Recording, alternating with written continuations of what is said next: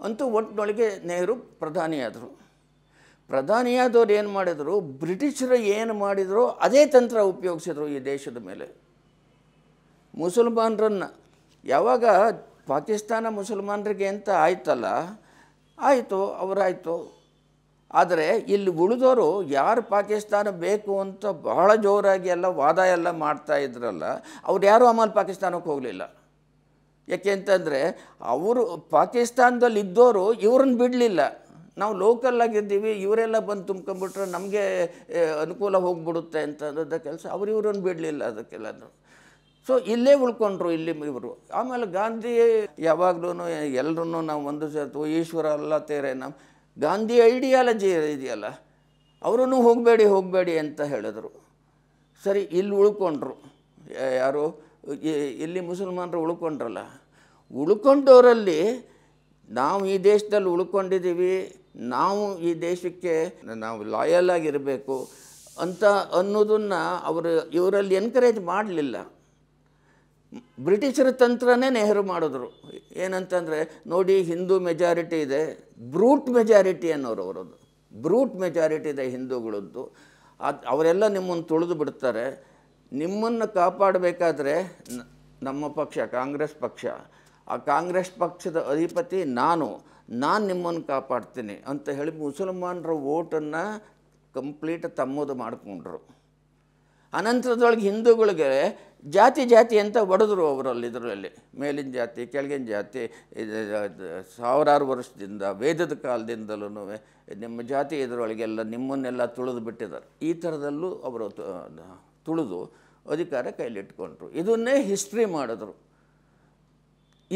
ಇದು ಏನಾಯಿತು, ಆ ತಂತ್ರನೇ ಇಲ್ಲಿ ಉಪಯೋಗಿಸಿದ್ರು ಅಧಿಕಾರ ಉಳಿಸ್ಕೊಳ್ಳೋಕ್ಕೆ.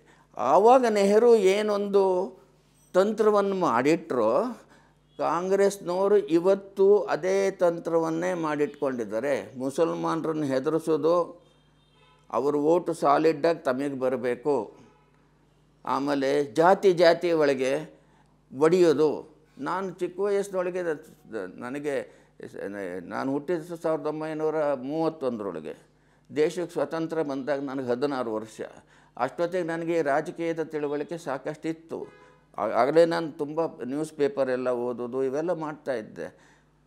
ಯಾವುದಾದ್ರು ಒಂದು ಕಾನ್ಸ್ಟಿಟ್ಯೂಯೆನ್ಸಿಯಲ್ಲಿ ಒಬ್ಬ ಎಲೆಕ್ಷನ್ನಿಗೆ ನಿಂತ್ಕೊಂಡ್ರೆ ಅದು ಯಾವ ಜಾತಿ ಪ್ರಿಡಾಮಿನೆಂಟ್ ಆಗಿದೆ ಅಲ್ಲಿ ಆ ಜಾತಿಯವರನ್ನೇ ನಿಲ್ಲಿಸಬೇಕು. ಇದು ಕಾಂಗ್ರೆಸ್ನವ್ರು ಮಾಡಿದ ಕೆಲಸ. ಆಮೇಲೆ ನೆಕ್ಸ್ಟ್ ಎಲೆಕ್ಷನ್ ಒಳಗೆ ಬಾಕಿಯವರು ಹೌದೌದು ನಾವೂ ಅದೇ ಜಾತಿಯವನ್ನೇ ಹುಡುಕಬೇಕು, ಇಲ್ಲದೆ ಹೋದ್ರೆ ನಾವು ಗೆಲ್ಲಲ್ಲ. ಬಾಕಿಯವರು ಇದನ್ನೇ ಅಡಾಪ್ಟ್ ಮಾಡ್ಕೊಂಡು ಬಂದರು. ಇದರಲ್ಲಿ ಈ ಜಾತೀಯತೆಯನ್ನು ಹುಟ್ಟಿಸಿದವರೇ ಬ್ರಿಟಿಷರು ಹುಟ್ಟಿಸಿದ್ರು, ನೆಹರು ಅಡಾಪ್ಟ್ ಮಾಡಿದ್ರು, ಕಾಂಗ್ರೆಸ್ನವ್ರು ಅದನ್ನು ಪರಿಪಾಲಿಸ್ಕೊಂಡು ಇವತ್ತು ಬರ್ತಾಯಿದ್ದಾರೆ. ಬೇರೆ ಪಕ್ಷಗಳಿಗೂ ಇದನ್ನು ಮಾಡದೆ ಹೋದ್ರೆ ಗತಿ ಇಲ್ಲ. ಬೇರೆ ಪಕ್ಷದವರು ಇವಾಗ ಇದನ್ನೇ ಮಾಡ್ತಾಯಿದ್ದಾರೆ. ದೇಶ ಹೊಡಿತಾ ಇರೋರು ಯಾರು? ಇದು ನಮ್ಮ ರಾಜಕೀಯ. ಇಲ್ಲಿ ಇನ್ನೊಂದು ಏನಾಯಿತು ಅಂತಂದರೆ, ಈ ನೆಹರು ತಮ್ಮ ಡೈನಾಸ್ಟಿನ ಬಿಗಿ ಮಾಡ್ಕೊಂಡು ಬಂದರು. ನೆಹರೂನ ಟೀಕೆ ಮಾಡಿದವರು ಯಾರೂ ರಾಜಕೀಯದೊಳಗೆ, ಕಾಂಗ್ರೆಸ್ ಪಕ್ಷದ ರಾಜಕೀಯದೊಳಗೆ ಉಳಿಯೋಕ್ಕೆ ಸಾಧ್ಯನೇ ಇರಲಿಲ್ಲ. ಆಗಿನ ಇದರೊಳಗೆ ಈ ನ್ಯೂಸ್ ಪೇಪರ್ನವ್ರಿಗೆಲ್ಲನೂ ಇದೆಲ್ಲ ನೆಹರೂನೇ ನ್ಯೂಸ್ ಪೇಪರ್ನ ಬಹಳ ಚೆನ್ನಾಗಿ ಮ್ಯಾನಿಪ್ಯುಲೇಟ್ ಮಾಡ್ತಾಯಿದ್ರು ನೆಹರು. ಅವಾಗೆಲ್ಲ ಏನು ಅಂದರೆ, ನೆಹರು ಅಷ್ಟು ಚೆನ್ನಾಗಿ ಇಂಗ್ಲೀಷ್ ಯಾರು ಮಾತಾಡ್ತಾರೆ, ನೆಹರು ಅಷ್ಟು ಸುಂದರವಾಗಿ ಯಾರಿದ್ದಾರೆ, ಏಕೆಂದರೆ ಅವ್ರು ಕೆಂಪಗಿದ್ದರು, ಕಾಶ್ಮೀರಿ. ಈ ನ್ಯೂಸ್ ಪೇಪರೆಲ್ಲ ಹೀಗೇ ಬರೀತಾಯಿದ್ರು ಇದರಲ್ಲೆಲ್ಲನೂ. ಆವಾಗ ದೇಶಕ್ಕೆ ಸ್ವತಂತ್ರ ಬಂದ ತಕ್ಷಣ ನೆಹರು ಒಂದು ಕೆಲಸ ಮಾಡಿದ್ರು. ಈ ಸಿನಿಮಾಗಳಲ್ಲಿ ಇದು ನ್ಯೂಸ್ ರೀಲ್ ಅಂತ ಒಂದನ್ನು ಇಂಟ್ರಡ್ಯೂಸ್ ಮಾಡಿದ್ರು. ಅಂದರೆ ಗೌರ್ಮೆಂಟ್ನವರು ಸರ್ಕಾರದಕ್ಕೆ ಸಂಬಂಧಪಟ್ಟದ ನ್ಯೂಸನ್ನು ಅವರು ಶೂಟ್ ಮಾಡಿಸೋದು. ಸುಮಾರು 10 ನಿಮಿಷ ಅಥವಾ 15 ನಿಮಿಷ ಇರೋದು ಆ ನ್ಯೂಸ್ ರೀಲಲ್ಲಿ. ಆ 10-15 ನಿಮಿಷದೊಳಗೆ ಇದ್ದದ್ದೇನು ಅಂತಂದರೆ, ನೆಹರು ವಿಮಾನದಿಂದ ಆ ಊರಿನಲ್ಲಿ ಜೈಪುರಕ್ಕೆ ಬಂದರು, ಅಲ್ಲಿಂದ ಇಲ್ಲಿ ಇಳಿದ್ರು, ಮತ್ತು ಇವರೆಲ್ಲ ಬಂದರು, ಆ ಮಕ್ಕಳೆಲ್ಲ ಬಂದದ್ದ ಕೆಲಸ ಚಾಚಾ ನೆಹರು ಅಂತ ಇದೆಲ್ಲ ಹೇಳೋದು. ಆಮೇಲೆ ಇವರು ಕೆಂಪು ಗುಲಾಬಿ ಇದನ್ನು ಮಾಡೋದು, ಕೈಯಿಂದ ತಮಗೆ ಹಾಕಿದ ಹಾರವನ್ನು ತೆಗೆದುಬಿಟ್ಟು ಅಲ್ಲಿರುವಂಥ ಒಂದು ಪುಟ್ಟ ಮಗುಗೆ ಹಾಕಿಬಿಡೋದು, ಅದನ್ನು ಎತ್ಕೊಂಬಿಡೋದು. ಇದನ್ನೆಲ್ಲ ಮಾಡೋದು. ಬರೀ ಇದನ್ನೇ ತಮ್ಮ ಸೆಲ್ಫ್ ಅಗ್ರ್ಯಾಂಡೈಸ್ಮೆಂಟ್ ಅಂತ ಹೇಳ್ತಾರಲ್ಲ, ಇದನ್ನೇ ಮಾಡ್ತಾಯಿದ್ರು ಅವರು. ನಾನು ಅವಾಗ ತುಂಬ ಸಿನಿಮಾ ನೋಡ್ತಾ ಇದ್ದೆ. ವಾರಕ್ಕೊಂದೊಂದು ಸರಿ ಹೊಸ ನ್ಯೂಸ್ ರೀಲನ್ನು ಗೌರ್ಮೆಂಟ್ನವ್ರು ಸಪ್ಲೈ ಮಾಡೋರು.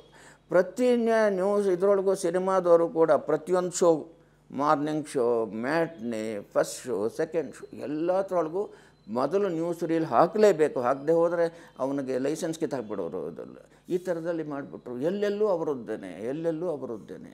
ಈ ಹಳೆ ತಲೆಗಳು ಇದ್ರಲ್ಲ, ಒಬ್ಬೊಬ್ಬರಾಗ ಅವ್ರನ್ನೆಲ್ಲನೂ ಎಲಿಮಿನೇಟ್ ಮಾಡಿ ಹಾಕ್ಬಿಟ್ರು ಅದ್ರಾಗೆ. ಇದು ಇನ್ನೊಂದೇನಂತಂದರೆ, ನೆಹರು ಬೇಸಿಕಲಿ ಕಮ್ಯುನಿಸ್ಟ್ ಮೈಂಡು. ಅವರು ನೆಹರು ಏನೇನು ಪುಸ್ತಕಗಳನ್ನು ಬರೆದಿದ್ದಾರಲ್ಲ, ಅದರಲ್ಲಿ ಮುಚ್ಚುಮರೆ ಏನು ಅವರು ಇಟ್ಕೊಂಡಿರಲಿಲ್ಲ. ಅವರು ಕಮ್ಯುನಿಸ್ಟ್ ಮೈಂಡು, ಆಮೇಲೆ ರಷ್ಯಾದೊಳಗೆ ಲೆನಿನ್ನು ಮತ್ತು ಸ್ಟಾಲಿನ್ನು ಅವರು ಏನೇನು ಮಾಡಿದರು. 80 ಲಕ್ಷ ಜನವನ್ನು ಕೊಂದಿದ್ದಾರೆ ಅವರು ಕಮ್ಯುನಿಸ್ಟರು. ಇವನು ಹಿಟ್ಲರ್ ಏನು ಮಾಡ್ದ ಅದಕ್ಕಿಂತ ಹೆಚ್ಚು ಇದನ್ನು ಜನಗಳನ್ನು ಕೊಂದಿದ್ದಾರೆ ಕಮ್ಯುನಿಸ್ಟರು. ಅದೆಲ್ಲ ವೆಸ್ಟರ್ನ್ ಕಂಟ್ರೀಸ್ಗೆಲ್ಲ ಗೊತ್ತಿತ್ತು. ಆದರೆ ನೆಹರುಗೆ ಅವ್ಯಾವುದೂ ಮುಖ್ಯ ಆಗಿರಲಿಲ್ಲ ಅವರು. ಯಾಕೆಂದರೆ ಒಂದು ಸಲ ಐಡಿಯಾಲಜಿ ತಲೆಗೆ ಹೋಗ್ಬಿಡ್ತು ಅಂತಂದರೆ ಬದಲಾವಣೆ ಮಾಡೋಕ್ಕೆ ಆಗಲ್ಲ. ನೆಹರು ಕಮ್ಯುನಿಸ್ಟ್ ಆಗಿದ್ದದ್ದು ಕೆಲಸ. ನಮ್ಮ ದೇಶಕ್ಕೆ ಆ ಕಮ್ಯುನಿಸ್ಟ್ ಎಕಾನಮಿನೇ ತಂದು ಬಿಡುತ್ತೀವಿ ನಾವು ಹಾಗೆ ಅಂತ ಅದು ಬೇರೆ ಹೊರಟುಬಿಟ್ರು ಅವರು.